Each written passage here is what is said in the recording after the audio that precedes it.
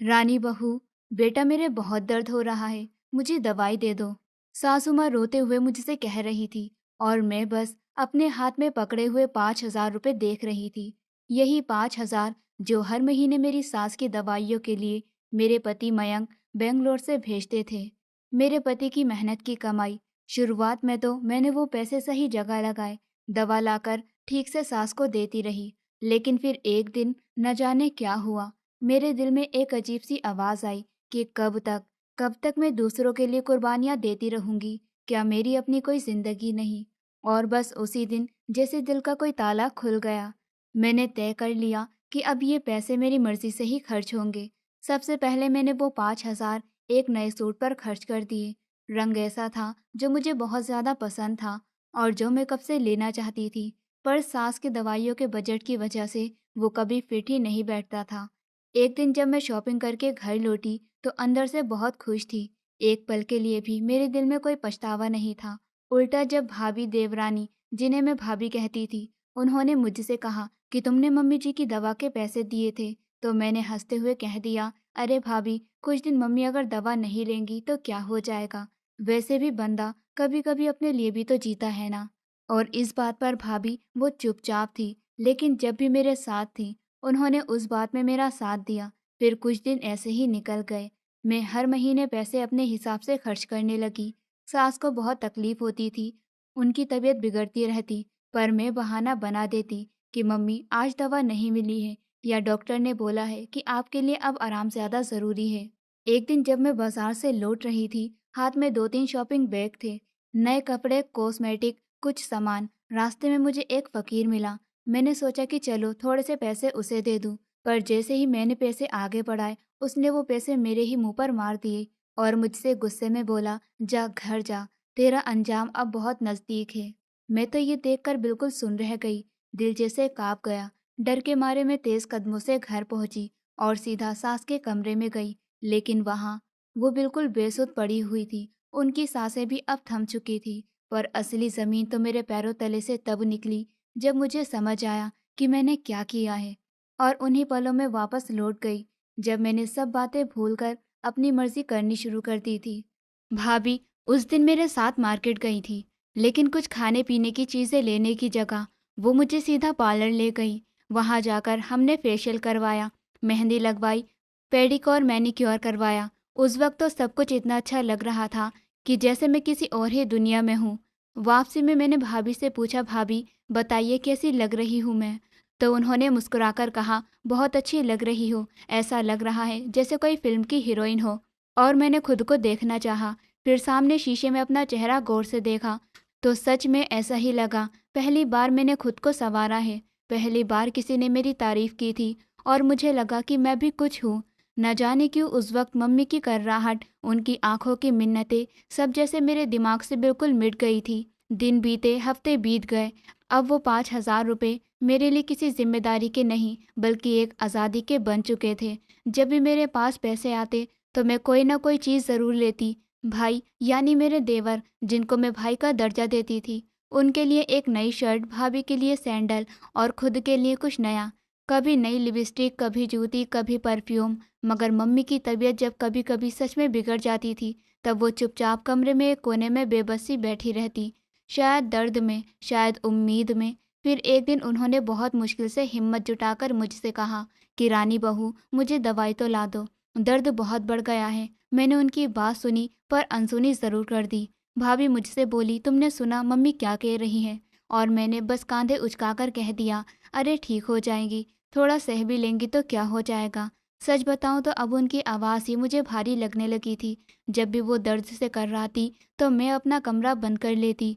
यहाँ तक कि कभी कभी तो मैं अपने कमरे का ताला तक लगा देती थी ताकि खुद चैन की नींद ले सकूं।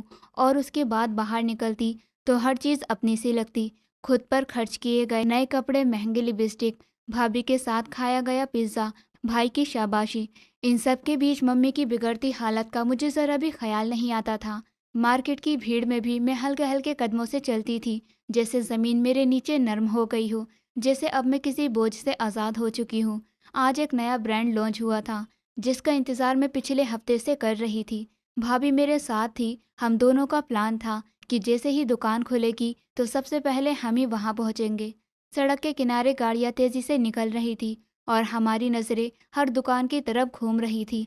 शायद वो सूट दिख जाए जो मेरे मन में बसा हुआ था। ये वाला सूट कैसा है, भाभी ने पूछा। मैंने कमीज का कपड़ा छूकर कहा, अच्छा है लेकिन शायद मेरे साइज में कुछ और बेहतर हो। मैं देखती हूँ। फिर क्या था, हम एक दुकान से दूसरी दुकान घूमे रहे। कई जगहों पर ट्रायल रूम में तो घंटों बिता दिए। मैंने उस दिन एक महंगी घड़ी भी खरीद ली जिसकी बेल्ट का रंग मेरे नए सैंडल से बिल्कुल मैच करता था। मेरे मन के अंदर एक अजीब सी खुशी थी, जैसे कि अब सब कुछ मेरे कंट्रोल में है। दीदी चलो अब कुछ खा लेते हैं, थक गए हैं, भाभी ने कहा। फिर हम पास ही के एक रेस्टोरेंट में बैठ गए। पास्ता और शेक ऑर्डर किया। जिंदगी का मज़ा तो अब आ रहा है, मैंने कहा। पहले तो बस माँ, बच्चे, किचन, बस इन्हीं में उलझे रहते थे। भाभी ने मेरी बात पर सर हिलाया और बोली, सच कह रही हो। अगर औरत अपनी ज़िंदगी को खुद संवारना शुरू कर दे तो फिर कोई उसे सहता भी नहीं। पर जब तक हम चुप रहते हैं सबको लगता है कि यही हमारा काम है। खाना खा लेने के बाद जब हम बाहर निकले तो सूरज ढलने लगा था। सड़क पर अब भीड़ थोड़ी कम थी। मैंने एक हाथ में बैग संभाला और दूसरी तरफ देखने लगी। तभी एक बूढ़ा सा फकीर अचानक हमारे सामने आ गया। हाथ में एक पुराना सा कटोरा, चेहरे पर थकावट और आंखों में एक अजीब सी वीरानी थी, जैसे कि उसने सब कुछ देख लिया हो। जिंदगी, दर्द, अकेलापन, सब कुछ। वो चुपचाप से हमारे सामने आकर खड़ा हो गया और बोला, बेटी, ऊपर वाले के नाम पर कुछ दे दो। उसकी आवाज़ में ना कोई जोर था ना उम्मीद, बस एक खामोशी थी, लेकिन उसमें भी कोई अजीब सी ताकत थी। फिर मैंने अपने बैग से 10 रुपए निकाले और उसकी तरफ बढ़ाए, लेकिन उसने पैसे लेने की जगह मेरी आंखों में गहरी नजरें गड़ा दी। फिर अचानक वो नोट मेरे हाथ से छीना और मेरे मुंह पर ही दे मारा और गरज कर बोला, जा घर जा, तेरा वक्त आ गया है। ये बात सुनकर मेरे कदम वही के वही जम गए। भाभी भी थोड़ा पीछे हट गई और मैंने गुस्से से उसकी तरफ देखा। चिल्लाई, क्या कहा तूने? ये क्या बदतमीजी है? भीख मांगने आया है या बद्दुआ देने? पर वो चुप था। बस उसकी आंखों में एक ऐसी आग थी जैसे मुझे घूरती नहीं, जला रही हो। मैंने वो नोट जमीन पर फेंक दिया और गुस्से में कहा, बदतमीज है, निकल जा यहाँ से वरना पुलिस को बुलाऊंगी। पर वो कुछ नहीं बोला, बस पलटकर चुपचाप चला गया। जाते जाते जैसे वो फकीर हवा में कोई बोझ छोड़ गया हो। भाभी ने मेरे कंधे पर हाथ रखा और कहा, चलो दीदी छोड़ो, ये तो पागल लगता है। पर मेरा दिल अंदर से भारी हो गया था। बाजार की सारी रोशनी अब आंखों में चुभने लगी थी। हम दोनों बिना कुछ बोले चुपचाप गाड़ी की तरफ बढ़े। गाड़ी में बैठकर मैंने खिड़की से बाहर देखना शुरू कर दिया। भाभी ने कहा, तुमने तो नोट भी दिया, फिर भी उसने वो सलूक किया। अजीब लोग होते हैं दुनिया में भी कितने। मैंने कुछ नहीं कहा, बस एक लंबी सांस ली और ना जाने क्यों कह दिया कि कभी कभी लोग हमें कुछ ऐसा कह जाते हैं जो हमें समझ ही नहीं आता। मुझे नहीं पता मैं ऐसा क्यों बोल गई। फिर रास्ते में ट्रैफिक था और हमें करीब आधे घंटे वहीं रुकना पड़ा। गाड़ी के शीशे पर छोटे छोटे बच्चे आकर हाथ मार रहे थे। कोई खिलौने बेच रहा था, कोई रुमाल, कोई कुछ खाने का सामान, लेकिन मैंने किसी की तरफ नज़र तक नहीं उठाई। भाभी मोबाइल में कुछ देख रही थी और मैं अपनी सोच में ही कहीं उलझी हुई थी। घर पहुंचकर मैं चुपचाप जूते उतारकर सीधे कमरे में चली गई। शॉपिंग बैग्स बेड पर रख दिए, लेकिन उन्हें खोलने का भी मन नहीं किया। जब चेहरा धोने गई और शीशे में खुद को देखा तो कुछ अजीब सा लगा। वही मेकअप, वही कपड़े, वही चेहरा, लेकिन उसमें अब एक अलग सी छाप थी, जैसे किसी ने कोई साया छोड़ दिया हो, एक निशान जो पानी से भी धुल ही नहीं रहा था। तभी भाभी ने दरवाज़ा खोला और कहा कि दीदी, चाय बनाऊं क्या आपके लिए? मैंने कहा, नहीं, मुझे बस आराम करना है। वो बोली, आप तो बिल्कुल चुप हो गई हो, वो फ़कीर दिल पर लग गया क्या? मैंने सिर्फ सर हिला दिया। रात को खाने की टेबल पर मैं भी चुप थी। भाई ने पूछा, सब ठीक तो है ना? मैंने कहा, हाँ, बस थोड़ी थकान है।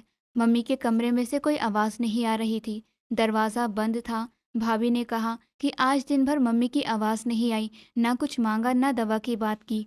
मैंने लापरवाही से जवाब दिया, अभी थक गई होंगी, सुबह को देखेंगे। फिर कमरे में गए तो रात को देर से नींद आई, मगर सपने में बार बार वही फकीर आ रहा था। बार बार वही बात दोहराता कि जा घर जा, तेरा वक्त अब आ गया है। कभी वो अंधेरे में खड़ा होता, कभी मम्मी के कमरे में दिखाई देता और मैं हर बार उससे बचने की कोशिश करती।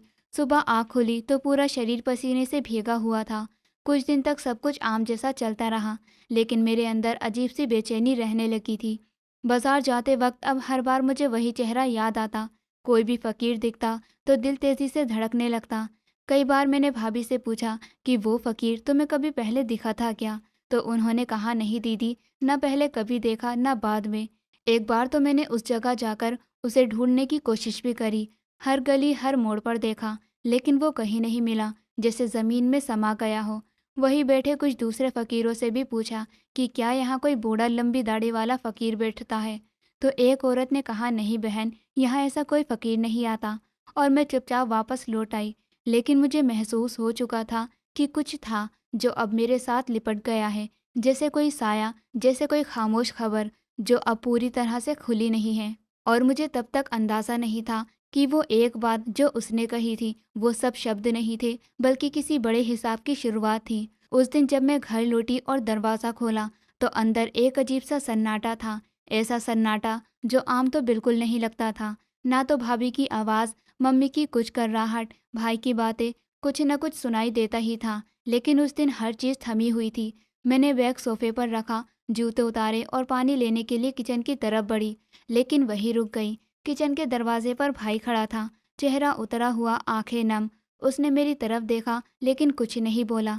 मेरा दिल कांप गया। मैंने पूछा क्या हुआ है, सब इतना खामोश क्यों है? उसने मुझसे नज़रें चुरा ली और बस इतना कहा कि अंदर चली जाओ मम्मी के कमरे में। मेरे दिल में जैसे एक झटका सा लगा। मैं तेज़ कदमों से कमरे की तरफ बढ़ी। दरवाज़ा धीरे से खोला तो जो मंजर मैंने देखा उसने मेरी सांसें ही रोक दी।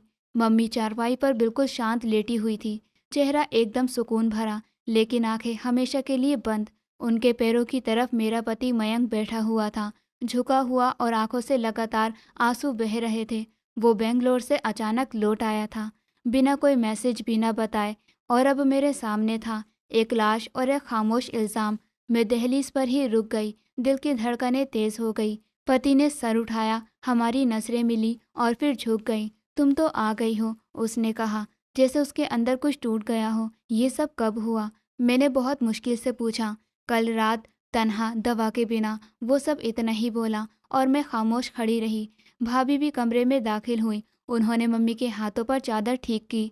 भाई ने नजरें नीचे झुका ली। सब कुछ जैसे थमसा गया था। पति उठकर मेरे पास आया। उसके चेहरे पर न सिर्फ गुस्सा था, न सिर्फ दुख, बल्कि एक ऐसी मायूसी थी जो अंदर से टूटे हुए इंसान में होती है।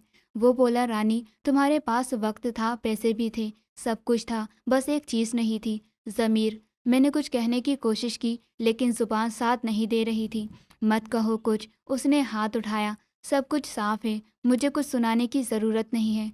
वो वापस मम्मी के पास जाकर बैठ गया और मैं वहीं खड़ी रही, जैसे कोई मुजरिम अदालत के कटघरे में खड़ा हो।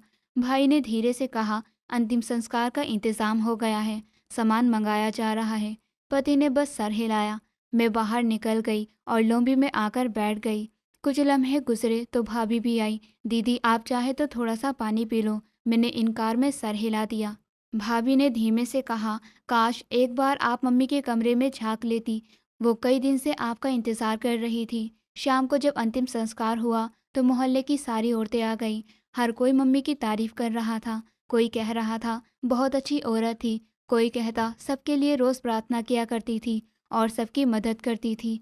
मैं सबकी बातों के बीच चुपचाप बैठी रही। कोई आंखों में आंखें डालकर कुछ पूछता नहीं था, लेकिन सबकी नज़रें बहुत कुछ कह रही थी। अंतिम संस्कार के बाद जब सब लोग वापस चले गए और सिर्फ घर वाले ही बचे, तो सन्नाटा और भी ज़्यादा गहरा हो गया। और फिर मयंक मेरे सामने आया, बोला कि मैं बेंगलोर से अचानक आया था, कंपनी की तरफ से छुट्टी मिली तो सोचा मम्मी को सरप्राइज़ दूंगा। जब दरवाज़ा खोला तो कमरे से सिर्फ खामोशी ही मिली। मम्मी बेहोश पड़ी थी। मैंने तुरंत डॉक्टर को बुलाया। डॉक्टर ने कहा कि अगर इन्हें दवा वक्त पर मिल जाती तो शायद जान बच जाती।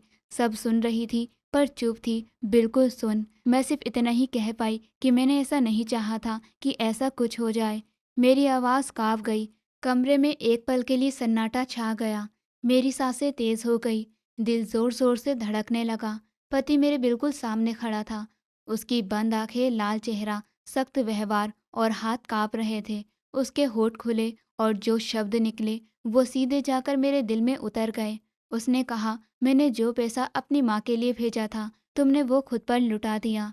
मेरी जुबान गुम हो गई थी, शब्द अंदर ही कहीं अटक गए। मैं कुछ कहना चाहती थी, कोई सफाई, कोई बात, लेकिन वो अब कुछ भी सुनने के मूड में नहीं था।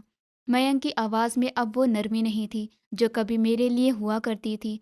अब वहाँ सिर्फ शिकायत थी, गुस्सा था और एक साफ फैसला। उसने कहा, तुम्हें पता है कि मैं उन पैसों के लिए कैसे काम करता था? सूरज के नीचे पसीने में भीगता था, खाना छोड़ देता था, अपनी नींद तक भूल जाता था। सिर्फ यही सोचता रहता था कि मेरी माँ आराम से जी सके। और तुमने क्या किया?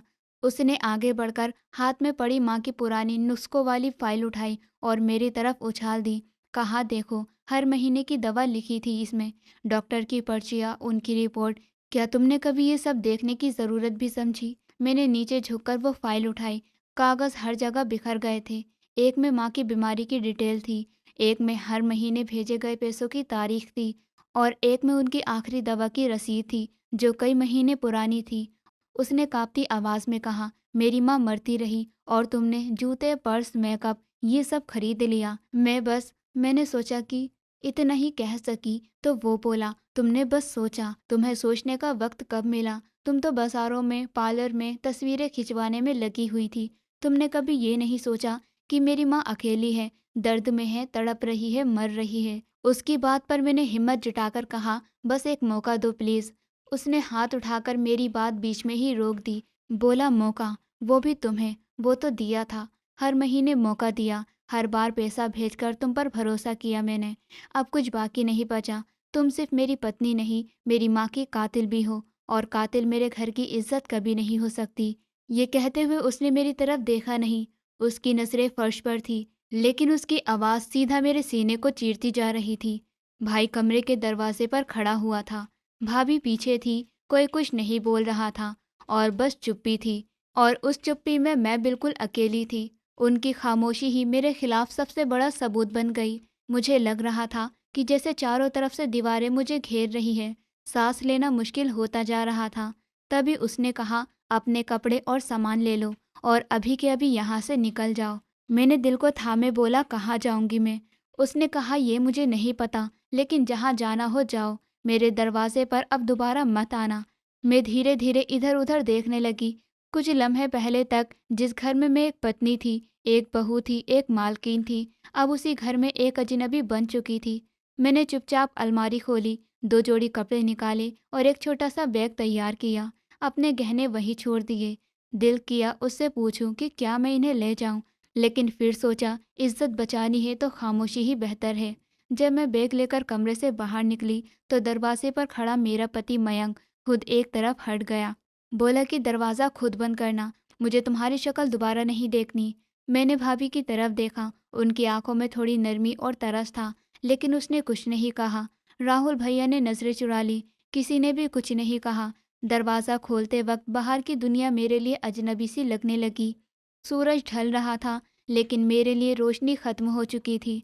मैंने आखिरी बार पीछे मुड़कर देखा, वही दरवाज़ा जहाँ से मैंने कितनी बार हंसते हुए सज धज कर बाहर कदम रखा था, अब उसी दरवाजे से बेइज्जती के साथ ढकेला गया। कुछ लम्हे मैं बाहर खड़ी रही, आसपास की दीवारें भी जैसे मुझे घूर रही थी। पड़ोसन ने पर्दा उठाकर देखा, फिर चुपचाप गिरा दिया। मैंने बैग को मजबूती से पकड़ा और सड़क की ओर बढ़ गई। रास्ते कम थे और बोझ बहुत ज्यादा। पता नहीं कहाँ जाना है, किस जगह पर रुकना है। फिर मायके का ख्याल आया, लेकिन साथ में दिल में झिझक भी थी, क्या वो अब मुझे अपनाएंगे? भाई ने तो शादी में कहा था कि दीदी आप ही हमारे लिए सब कुछ हो। अब वही भाई, वही दरवाज़ा आंखों के सामने घूम रहा था। बस स्टॉप पर पहुंची तो पास की बेंच पर बैठकर खुद को संभालने की कोशिश की। ठंडी हवा की हल्की सी लहर उठी, लेकिन दिल का खालीपन उससे कहीं ज़्यादा ठंडा था। एक औरत मेरे पास आकर बैठी। उसने पूछा, बहन ठीक हो? कुछ परेशान लगती हो। मैंने सिर्फ सर हिलाया, कुछ भी बोल नहीं सकी। इस पर मैंने फ़ोन निकाला, पति का नंबर आंखों के सामने था। उंगली वहीं रुकी रह गई। दिल ने कहा, एक बार कॉल कर लो, शायद वो मान जाए, शायद वापस बुला ले। लेकिन अगले ही पल ख्याल ने झटक दिया। उसने कहा था कि मैं उसकी माँ की कातिल हूँ। मैंने फ़ोन बंद किया और बैग में रख दिया। तभी एक ऑटो आया, मैं उठकर उसमें बैठ गई। ड्राइवर ने पूछा, कहाँ जाना है मैडम? मैंने थके हुए अंदाज में भाई का एड्रेस बताया।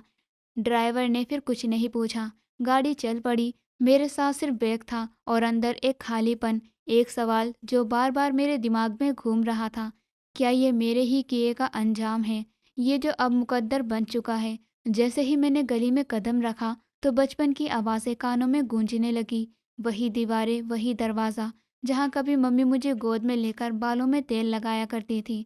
अब सब कुछ पराया सा लग रहा था। हाथ में बैग था, जूते मिट्टी में सने हुए और कपड़ों पर सफ़र की थकान साफ झलक रही थी। दिल में डर था, लेकिन उम्मीद भी कि मायके का दरवाज़ा शायद अब भी मेरे लिए खुला होगा। वही एक जगह होगी जहाँ मुझे कम से कम छत तो मिल सके। मैंने दरवाजे पर हल्की दस्तक दी, फिर थोड़ा ज़ोर से। अंदर से चटकनी खुली और सामने मेरी भाभी खड़ी हुई थी। मुझे देखकर उसके चेहरे पर हैरानी और बेरुखी एक साथ उभर आई। कुछ लम्हों तक सिर्फ खामोश रही। मैंने हिचकी रोकते हुए कहा, बस कुछ दिन रहने दो, बहुत थक गई हूँ, बहुत टूट गई हूँ। उसने दरवाजे के किनारे से पीछे देखा, जैसे किसी की इजाज़त का इंतज़ार कर रही हो। फिर धीरे से बोली, तुम्हारे भाई साहब घर पर नहीं हैं। मैंने पूछा, मम्मी पापा कहाँ हैं?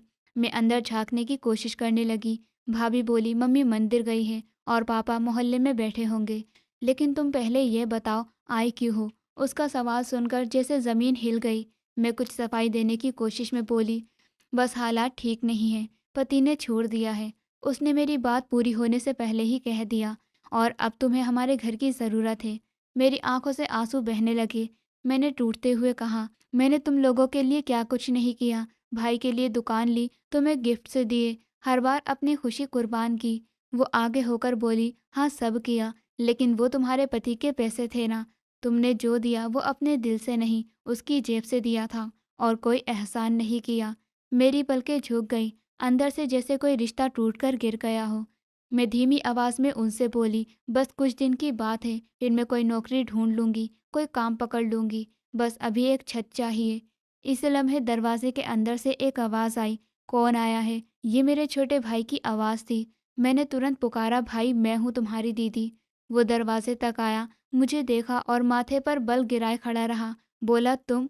हाँ मैं, सिर्फ कुछ दिन की जगह दे दो। मेरी बात पूरी भी नहीं हुई थी कि वो बोल पड़ा, हम यहाँ किसी को जगह देने की हालत में नहीं हैं, और ख़ास तौर पर ऐसी बहन को तो बिल्कुल भी नहीं जो अपने पति की होकर नहीं रह सकी। मैं एकदम पीछे हट गई, आंखों से आंसू झलकने लगे। मैंने धीमी आवाज़ में कहा, मैंने तुम्हारे लिए सब कुछ किया था, दुकान, सजावट, सामान, सब कुछ। उसने फिर ठंडी आवाज़ में कहा, तो इसका मतलब ये नहीं कि हम जिंदगी भर तुम्हारे एहसान तले दबे रहें। फिर तेज होकर बोला, भाभी फ़ोन उठाओ, बस करो, ज़्यादा बोलने की ज़रूरत नहीं, दरवाज़ा बंद करो, लोग देख रहे हैं। दरवाज़ा आधा बंद हो चुका था, लेकिन मैंने एक बार फिर हाथ जोड़कर कहा, कम से कम एक रात, सिर्फ एक रात रुकने दो, मैं सुबह निकल जाऊंगी। भाई ने कहा, नहीं, ये मेरा आखिरी फैसला है। तुम्हारी जगह अब यहाँ नहीं है। तुमने अपनी ज़िंदगी का फैसला खुद लिया है, अब भुगतो भी खुद ही। दरवाज़ा बंद होने लगा। मैंने हाथ रख दिया, पापा को तो बुलाओ, मम्मी से बात तो करने दो। भाई ने कहा, उन्हें शर्मिंदा मत करो, वो पहले ही लोगों के ताने सुन रहे हैं। अगर तुम यहाँ आ गई तो सवाल हम पर भी उठेंगे। मैंने धीरे से हाथ पीछे कर लिया और दरवाज़ा बंद हो गया। अंदर से बस सन्नाटा आया। मैं कुछ लम्हों तक वहीं पत्थर सी खड़ी रही। गली के बच्चे खेल रहे थे। एक बच्चा ठोकर खाकर गिरा तो उसकी माँ दौड़ती हुई आई। मैंने एक पल को सोचा, क्या कभी कोई मेरे लिए भी यूं दौड़कर आएगा? मैं चुपचाप एक बेंच पर जाकर बैठ गई। शाम के साए लंबे होते जा रहे थे, गली की लाइटें जलने लगी थी। मुझे नहीं पता था कि अब आगे कहाँ जाना है। मोबाइल में बैलेंस नहीं था और दिमाग में कोई रास्ता भी नहीं सूझ रहा था। उसी वक्त एक पुरानी सहेली पास से गुजरी। शायद उसने मुझे पहचान लिया। रुक कर बोली, रानी तू यहाँ? सब ठीक है। मैंने बस सर हिलाया और कहा, थोड़ी मुश्किल में हूँ। उसने पूछा, कहाँ ठहरी हो? मैंने कहा, अभी कुछ तय नहीं। वो कुछ देर सोचती रही, फिर बोली, मेरे पास जगह तो नहीं है, लेकिन मंदिर के पास एक जगह है जहाँ रात बसर हो सकती है। मैंने शुक्रिया कहा, मैं देख लूँगी। फिर वो चली गई और मैं फिर से अकेली रह गई। बचपन की गली, माँ का घर, भाई की हंसी, सब आंखों के सामने घूम रहा था, लेकिन अब वो दरवाजे बंद हो चुके थे। इस बार सिर्फ घर के नहीं, रिश्तों के दरवाजे भी। और सन्नाटा अब सिर्फ कमरे में नहीं, मेरी आत्मा में भी उतर चुका था। मेरी पहली रात मंदिर के बाहर फर्श पर बीती। किसी ने चादर भी नहीं दी तो जिसे ओढ़कर सो सकूं। बस आसमान का तारा मेरी हड्डियों तक उतरता रहा। अगली सुबह जब आँख खुली तो खुद को समेटने की कोशिश करने लगी। आंखों में नींद कम थी, पछतावा ज्यादा। सूरज निकला तो पेट में दर्द शुरू हो गया। पिछले 20 घंटे में सिर्फ एक रोटी और आधा गिलास पानी मिला था। शहर अब एकदम अजनबी लगने लगा। वही सड़कें, वही इमारतें जिन्हें मैं कभी बड़े प्यार से देखा करती थी, जिन ऊंचाइयों को देखकर मन करता था कि वहां तक पहुंचूं, अब वही सब कुछ नंगे पांव चलने जैसा लग रहा था। मैं रोड के फुटपाथ पर बैठी हुई थी कि एक औरत वहां से गुजरी और घूरकर मुझे देखने लगी, जैसे मैं वहां बैठने के लायक ही नहीं हूँ। शायद वही नज़र जो कभी मैंने दूसरों पर डाली थी। पास ही एक होटल में काम करने वाली औरत ने मुझसे पूछा, बर्तन धो दोगी? मैंने बिना कुछ कहे फौरन हाँ कर दिया। रोज़ के 150 रुपये मिलते थे। ना कोई सवाल, ना कोई शर्त, बस पानी, साबुन और तेज़ आवाज़ों में डूबा काम। दोपहर की धूप में मैंने उसी पुराने मॉल को दूर से देखा, जहाँ कभी मैं बड़े ठाठ से जाती थी, महंगे कपड़े ट्राई करती थी, नई लिपस्टिक खरीदती थी। और आज मैं उसके बाहर एक कोने में बैठी हुई थी। मांगने का हौसला तक नहीं हो रहा था। ऊपर वाले के नाम पर कुछ दे दो, ये शब्द जुबान पर लाने में भी शर्म आ रही थी। जुबानी जैसे सूख गई। पर जब सामने से एक नौजवान बिना देखे एक सिक्का फेंक कर चला गया और दूसरा आगे बढ़ गया, तो समझ में आया कि यहाँ रहना है तो नजरें नहीं, नजरिया झुकाना होगा। आंखों में शर्म नहीं होनी चाहिए, क्योंकि यहाँ दुनिया सिर्फ आगे बढ़ती है, ठहरती नहीं। एक दिन एक औरत ने कुछ पैसे दिए और साथ में एक रोटी में लिपटी सब्जी भी। मैंने शुक्रिया कहा और बैठकर खाने लगी। तभी पीछे से एक जानी पहचानी सी आवाज़ आई, यही चाहा था तुमने। मैं पलटी, देखा तो वही फकीर खड़ा हुआ था जो कुछ वक्त पहले मुझे बदुआ देकर चला गया था। वो कुछ कदम की दूरी पर बैठा हुआ था। मैं खामोश रही। ना गुस्सा आया, ना कोई जवाब। अब शब्द मेरे पास कम थे और सच्चाई ज्यादा। बाजार में कुछ दुकानदार मुझ पर शक करते, कुछ हमदर्दी से देखते, लेकिन वक्त के साथ सब नजरिया एक जैसा हो गया, गैर भी और हमगैर भी। मैं अब लोगों के घरों में सफाई करने लगी। एक बार एक औरत के घर गई तो उसने पूछा, पहले कभी ऐसा काम किया है? मैंने कहा नहीं, पर कर लूंगी। उसने हैरानी से कहा, आवाज़ से तो पढ़ी लिखी लगती हो, क्या हुआ? मैंने जवाब दिया, बस वक्त बदल गया।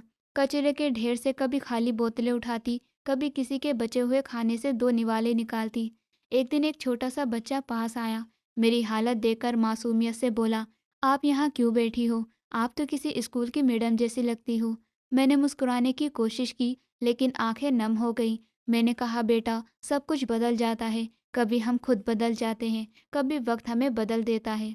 रातें अब सबसे ज्यादा भारी लगती थी। पार्क के एक कोने में औरतों की बनी झोपड़ियों का एक ढांचा था, जहाँ कुछ और बेघर औरतें रहती थी। मैंने उनसे भी जगह मांगी। एक अधड़ उम्र की औरत ने पूछा, क्या नाम है तुम्हारा? मैंने थक कर कहा, नाम अब किसी काम का नहीं रहा, बस एक जगह चाहिए।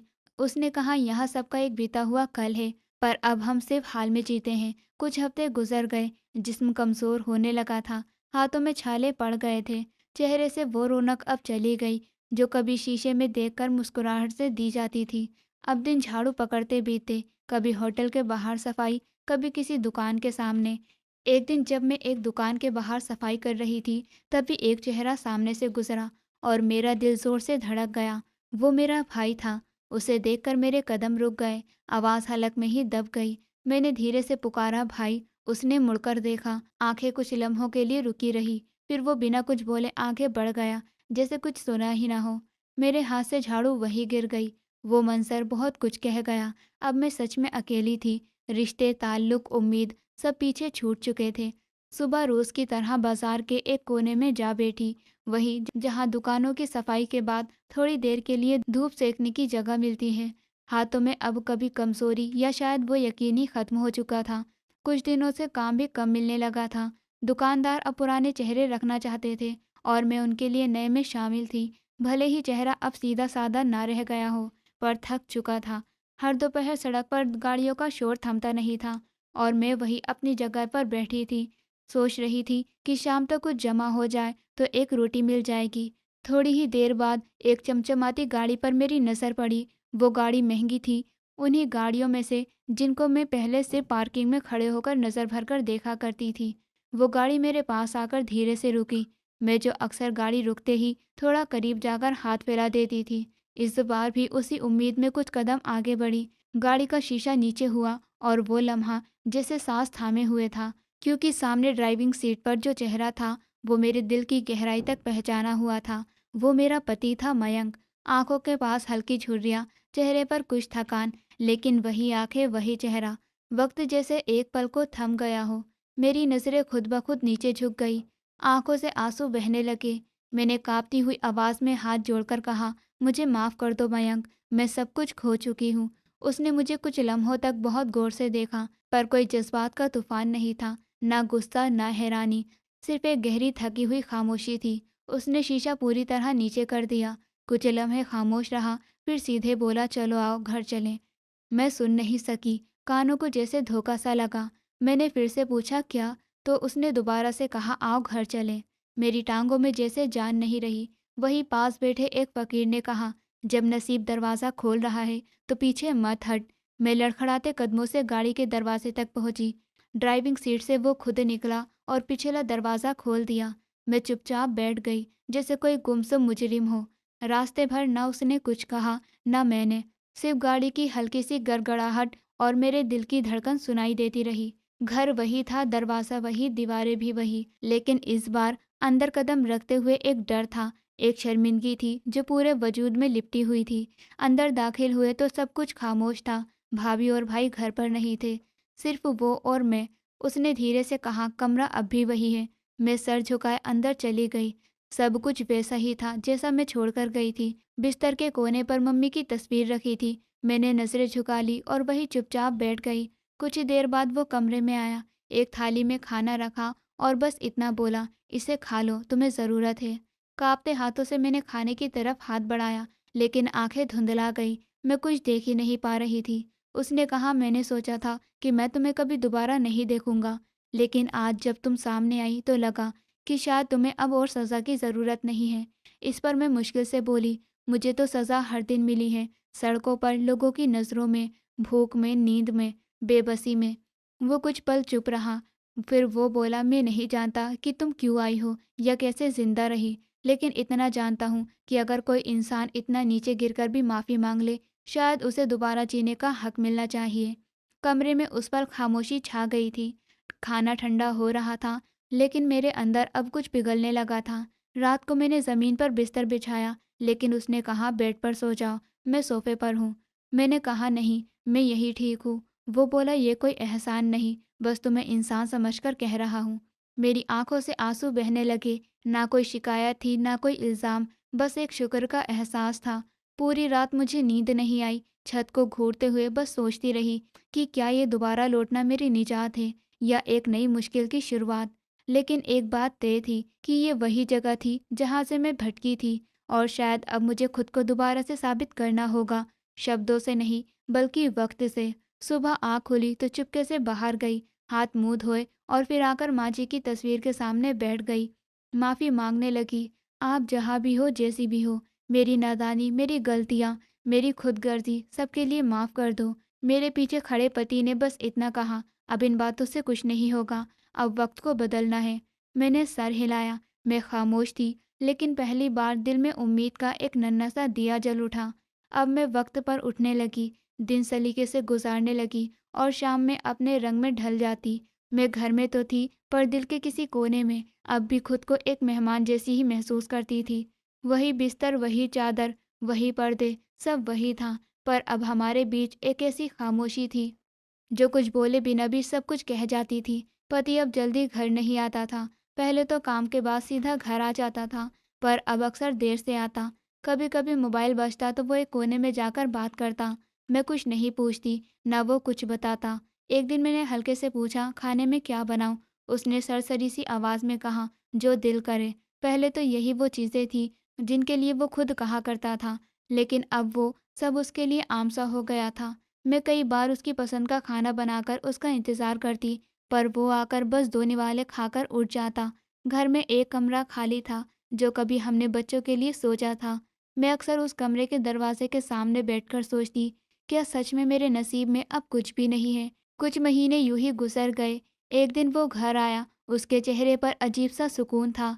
हाथ में एक फ़ाइल थी, कमरे में बैठा हुआ था, मुझे पास बुलाया, फिर बोला, मैं तुमसे कुछ बात करना चाहता हूँ। मैं खामोशी से जाकर बैठ गई। उसने फाइल टेबल पर रखी और बोला, मैं दूसरी शादी करना चाहता हूँ और तुम्हें तलाक देना चाहता हूँ। ये शब्द जैसे सीधे मेरे दिल के आर पार हो गए।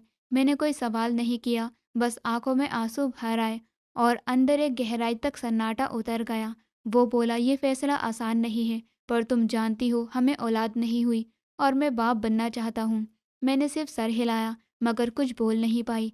उसने पहली बार मेरी तरफ देखा और कहा, तुम्हारे हिस्से में जो भी है वो तुम्हें सब मिलेगा। मैं अब क्या मांगू? मैंने धीरे से कहा। जिस औरत की गोद खाली हो उसके लिए दीवारें भी बेकार हो जाती हैं। उसने कहा, मैं तुम्हें घर से निकालने वाला नहीं हूँ, तुम यहीं रहोगी, बस अब हमारा रिश्ता खत्म हो जाएगा। मेरे अंदर सब कुछ कर्रा रहा था, लेकिन वो बिखरने की आवाज़ें बस मुझे सुनाई दे रही थी। रात भर मुझे बिल्कुल भी नींद नहीं आई। छत पर टिमटिमाते तारे देखती रही, लेकिन मेरे दिल का आंगन और भी गहरा हो गया। कुछ ही दिन बाद उसकी नई पत्नी घर में आ गई। अलग कमरा, अलग बर्तन और अब अलग सी जिंदगी। सुबह जब चाय बनाती तो मैं 2 कप रखती, एक उसके लिए और एक अपने लिए। हम दोनों औरतें सिर्फ ज़रूरत भर की बातें करती। फिर कुछ महीनों बाद खबर आई कि वो माँ बनने वाली है। ये बात उसने नहीं, मोहल्ले की एक आंटी ने आकर बताई। बोलने लगी, बधाई हो बहन, अब तो घर में खुशखबरी है। मैंने बस सर हिलाया और चाय के चम्मच हल्के से कप में मार दी। आवाज़ आई, लेकिन मैं कुछ नहीं बोली। कमरे में वापस आई और उस बच्चे के कमरे को देखा जो कभी मेरे सपनों से भरा रहता था, अब किसी और की गोद में पलने वाला था। एक शाम बैठक में बैठी कपड़े ठीक कर रही थी, जब अंदर से बच्चे के रोने की आवाज़ आई। मैं तेज़ी से उठी, दरवाजे तक गई और खुद को रोककर वापस पलट आई। दरवाज़ा बंद था, अंदर आवाज़ गूंज रही थी। मैं दरवाजे के पीछे खड़ी रही, सुनने की कोशिश करती रही। उसी वक्त मेरा पति बाहर आया, मुझे दरवाजे के पास देखकर रुक गया। बोला, क्या अंदर जाना चाहती हो? मैंने ना में सर हिलाया। नहीं, वो एक माँ है और मैं सिर्फ एक औरत हूँ जिसके हिस्से में अब इंतज़ार रह गया है। उसने कहा, तुम चाहो तो बच्चे से मिल सकती हो। मैंने जवाब दिया, नहीं, मैं जानती हूँ कि हर रिश्ता खून से बनता है और मेरी गोद खाली है तो मेरे साथ की भी कोई हैसियत नहीं। उन दिनों मैंने खुद को घर के कामों में पूरी तरह झोंक दिया था। घर की सफाई, किचन का काम, सब कुछ मैंने मंजिल जैसा माना। किसी को मुझसे शिकायत नहीं थी, लेकिन किसी को मेरी मौजूदगी की ज़रूरत भी नहीं थी। कभी कभी वो बच्चा बैठक में आ जाता तो मैं उसे दूर से देखती।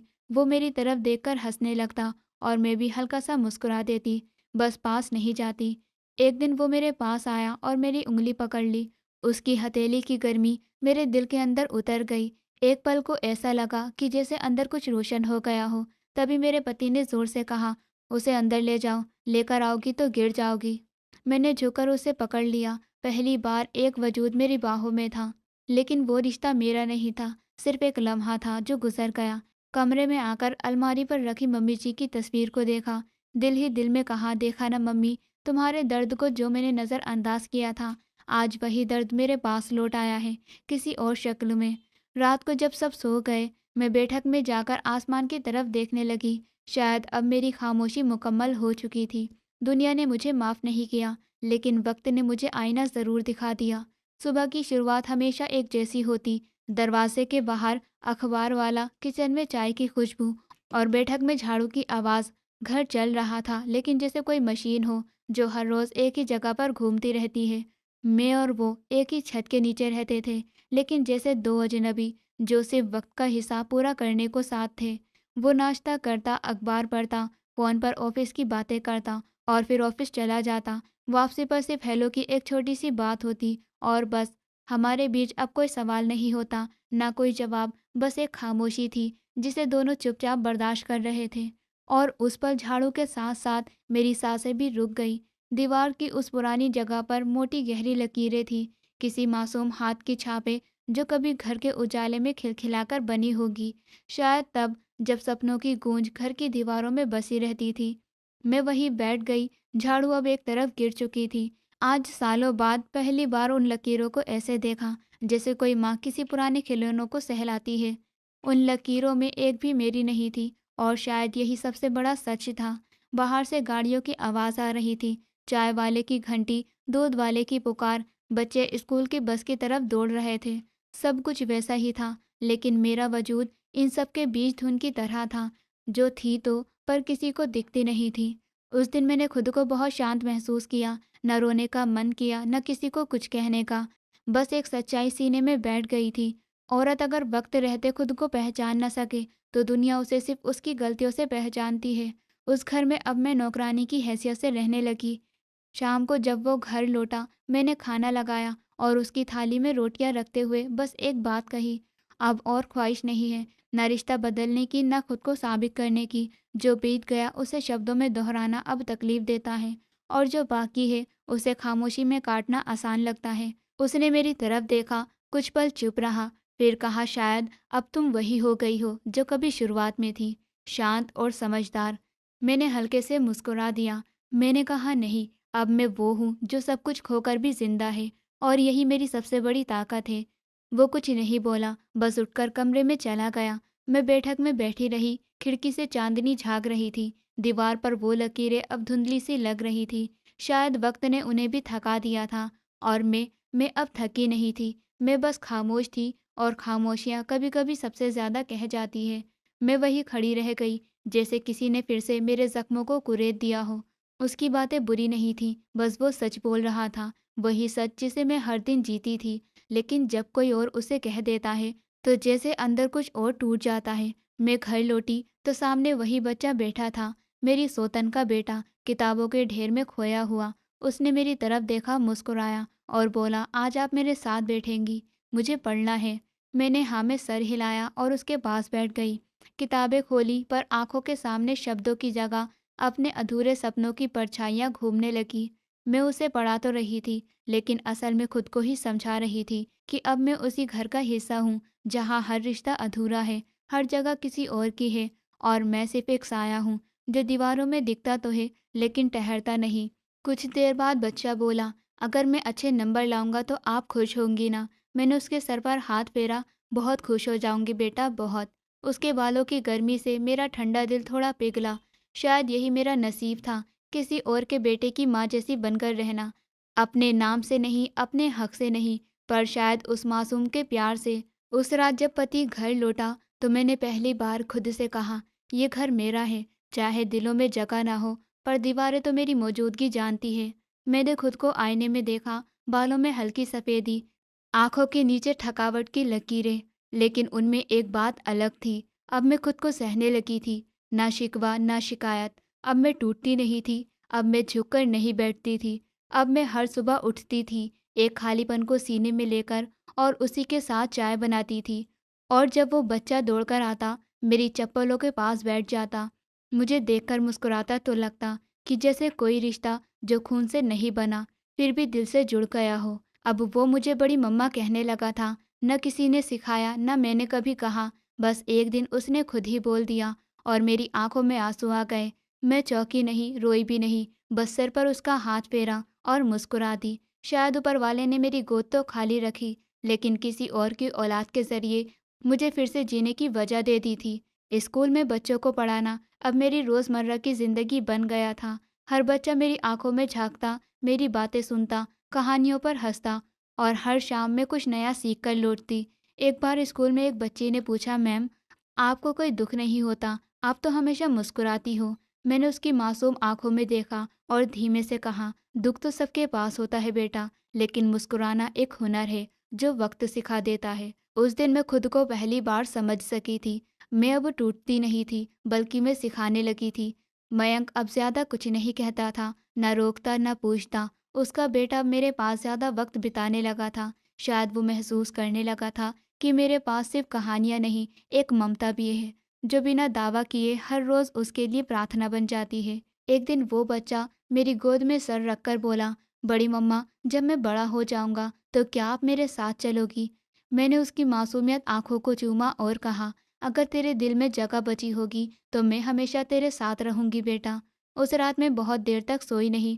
पहली बार मुझे लगा शायद मेरा वजूद फिर से किसी की प्रार्थना में शामिल हो गया है। उसने मेरी तरफ कुछ पल देखा और फिर बोला, लेकिन आपकी आंखों में तो सुकून है। मैं मुस्कुरा दी। शायद वो सुकून नहीं था, बस थकान थी जो अब चुप रहना सीख गई थी। उस रोज़ शाम को मैं अकेली बैठी हुई थी। मैंने अपने सामने आईना रखा और देखा, उसमें एक औरत थी जिसने सब कुछ खोया, कुछ वापस पाया, और अब बस खुद को थामे हुए जी रही थी। वो अब किसी की बहन नहीं रही थी, न किसी की बीवी, ना माँ, बस एक इंसान थी जो बहुत कुछ समझ चुकी थी। मैंने उसी रात मम्मी जी की पुरानी तस्वीर के नीचे एक दिया जलाया, धीरे से बड़बड़ाई और किसी के और किसी से गिला नहीं है। जो जाना था चला गया, जो रह गया है वो मेरा है और मैं अब खुद के लिए ज़िंदा हूँ। फिर मैंने अपनी हथेलियों को उठाया, ना सिर्फ किसी और के लिए बल्कि पहली बार खुद के लिए प्रार्थना की। अब मेरी कहानी सज़ा नहीं सबक है, अब मेरी खामोशी बोझ नहीं आशीर्वाद है। अब मेरी ज़िंदगी किसी की परछाई नहीं बल्कि मेरा अपना फैसला है। मैं टूट कर भी जुड़ चुकी हूँ। अब अगर कोई सवाल करता है कि तुम कौन हो, तो मैं कहती हूँ मैं वो हूँ जिसने ज़िंदगी से हार नहीं मानी, बस उसे समझना सीख लिया। तब तुम अलग थी। उसकी ये बात जैसे किसी पुराने घाव को हल्के से फिर से छू गई। मैं रुकी, उसकी आंखों में देखा। वो औरत उम्र दराज थी, चेहरे पर झुर्रियाँ लेकिन नजरें साफ थी, बहुत कुछ जानने वाली। मैंने मुस्कुराने की कोशिश की। हाँ, तब मैं शायद औरों के लिए जीती थी और अब खुद के लिए सांस लेती हूँ। वो कुछ पल को चुप रही, फिर बोली, बदल जाना बुरा नहीं है, पर टूट कर भी जिंदा रहना ये हिम्मत का काम होता है। मैंने तुम्हें देखा है हर रोज़ धीरे धीरे बदलते हुए। मेरी आंखों में नमी तैर गई। मैंने कहा, कभी कभी इंसान शिकायत करने का हक भी खो देता है जब गुनाह साबित हो जाए, भले क्या ना हो। वो पास आकर बोली, कुछ गुनाह भी ऐसे होते हैं जो इंसान को नहीं बल्कि हालात बदल देते हैं, लेकिन सज़ा इंसान ही भुगतता है। मैंने धीमे से पूछा, क्या आप भी किसी सज़ा से गुजरी है? वो मुस्कुरा दी, बेटी, हर औरत अपने हिस्से की सज़ा लेकर ही जन्म लेती है। कोई रिश्तों में, कोई खामोशियों में, कोई खुद की पहचान खोकर। मैंने उसकी बात दिल में उतार ली। शाम गहरी होने लगी थी और बच्चे अब एक एक करके अपने घर लौट रहे थे। मैं अकेली बैठी रही। अब अगर कोई पूछे कि मैं कौन हूँ, तो मैं कहूँगी मैं एक ऐसी औरत हूँ जिसने सब कुछ खोकर अपने आप को पाया है।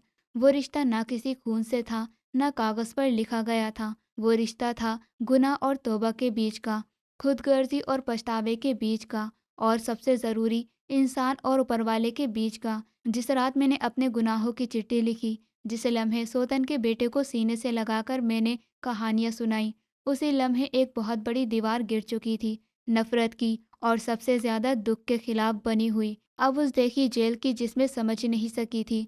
सुबह जब आँख खुली तो कमरे की रोशनी ज़्यादा थी, या शायद अंदर का अंधेरा थोड़ा कम हो चुका था। जिस बच्चे को कभी सिर्फ दूसरी औरत का बेटा कहा जाता था, अब वही बच्चा मेरा चैन बन गया था। मैं अब तक अकेली थी, क्योंकि मैं खुद को अपने गुनाहों में कैद किए बैठी थी। और अब जब मैंने अपने आप को माफ़ करना शुरू किया, तब जिंदगी ने भी मुझे दोबारा से गले लगाया। मैं अब भी उसी घर में थी, लेकिन अब मेहमान नहीं, एक ऐसी औरत थी जो जिम्मेदारी का, माफ़ी का और दूसरों के लिए ज़िंदा रहने का मतलब जान चुकी थी। एक शाम वो किताबों के नीचे रखा लिफाफा मैंने खुद निकाला, उसे फाड़ कर देखा। एक पल के लिए आंखें भीग गई, फिर मुस्कुराकर वो चिट्ठी जला दी। अब उस औरत की ज़रूरत नहीं जो सिर्फ गुनहगार थी। अब वक्त है उस औरत को जीने देने का जो अपनी गलतियों से सीख चुकी है और जो अब सिर्फ माँ बनना चाहती है, चाहे खून का रिश्ता हो या नहीं। उस दिन पहली बार अपने सोतन के बेटे से मैंने कहा, बेटा, आज मैं तुम्हारे लिए स्कूल चलूँगी, चलो साथ चलें। बच्चे की आंखों में चमक आ गई। मैं चलने लगी उसका हाथ पकड़कर, और पीछे एक दरवाज़ा खुला रह गया जिस पर अब लिखा था, यहाँ एक औरत रहती है जिसने खुद को माफ़ करके दुनिया को दोबारा अपनाया है। रात उस दिन कुछ अलग थी। हवा में एक अजीब सी नरमी थी, जैसे आसमान खुद मेरे जज्बातों को महसूस कर रहा हो। कमरे में अंधेरा था, मगर आंखों के अंदर एक रोशनी सी जल रही थी, जैसे कोई सच्चाई पहली बार खुद को कबूल कर पाई हो। वो अलमारी से कागज़ निकाला, कलम चलाई, और हर वो बात, हर वो गुनाह जो दिल के किसी कोने में दबा था, उसे बिना रोक टोक के लिखती चली गई। कि मैंने माँ की चीख नहीं सुनी, क्योंकि मैं खुद की आवाज़ में ही डूबी थी। मैंने मयंक का भरोसा खो दिया, क्योंकि मैं अपनी ज़रूरतों में उलझ गई थी। मैंने उन पैसों को खर्च किया जो किसी की ज़िंदगी का सहारा हो सकते थे। मैंने रिश्तों को तोड़ा, पर कभी खुद से सवाल नहीं किया। हर शब्द के साथ जैसे मेरी आत्मा हल्की होती जा रही थी। वो खत एक लिफाफे में रखकर एक पुरानी किताब के नीचे छुपा दिया। ये कोई कन्फेशन नहीं था, ये एक खत था। अगर कल मैं इस दुनिया में ना रहूं, तो कम से कम कोई पढ़कर समझे कि इस औरत ने अपने गुनाह को सिर्फ छुपाया नहीं, माना भी था। सुबह उठते ही उसने फिर से प्रार्थना की, लेकिन इस बार प्रार्थना सिर्फ माफ़ी की नहीं थी, शुक्र की थी। ए ऊपर वाले, तुझसे दूर हुई, लेकिन तूने मुझे कभी छोड़ा नहीं। हर मोड़ पर एक सबक रखा, हर चोट में एक बात। मैं तेरा शुक्र करती हूँ कि तूने मुझे जिंदा रखा, ताकि मैं खुद को बदल सकूं। जब सोतन का बेटा पास आकर सोने की जिद करता और मैं बिना हिचक उसे अपने सीने से लगाकर सुला देती, तो ये सिर्फ एक औरत की कोमलता नहीं, ये उसका दूसरा जन्म था, एक नया जन्म जो रिश्तों की आग में जलकर खारा निकला। फिर एक शाम जब मैं अपने पुराने दरवाजे पर बैठी थी, आंखों पर वाले से कुछ नहीं मांग रही थी, बस एक जुड़ाव, एक जुबान के बिना रिश्ता जो हर चोट के बाद भी कायम रहता है। उस लम्हे जब आसमान पर एक धीमी सी बिजली चमकी और हवा में हल्की सी ठंडक घुली, तब मैंने महसूस किया कि शायद अब मेरा साया सिर्फ पछतावे का नहीं, बल्कि माफ़ी का भी बन चुका है। अब मैं सिर्फ एक किरदार नहीं रही थी, एक मिसाल बन गई थी उन सब के लिए जो गुनाहों से डरते हैं मगर मानते नहीं, जो खुद से लड़ते हैं पर झुकते नहीं, जो रिश्तों की भीड़ में अकेले हो जाते हैं पर उम्मीद को नहीं छोड़ते। उस दिन ना कोई आंसू था, ना कोई इल्ज़ाम, बस एक सुकून था, जैसे एक बंजर ज़मीन पर पहली बार बारिश की बूंदें गिरी हो। और ये सिर्फ कहानी का अंत नहीं था, बल्कि एक नई कहानी की शुरुआत थी। दोस्तों, उम्मीद करती हूँ आपको हमारी कहानी पसंद आई होगी। कहानी पसंद आई है तो वीडियो को लाइक करें, चैनल पर नए हैं तो चैनल को सब्सक्राइब करें और हाँ, नोटिफिकेशन बेल को ज़रूर दबाएं ताकि अगली अपडेट सबसे पहले आपको मिले।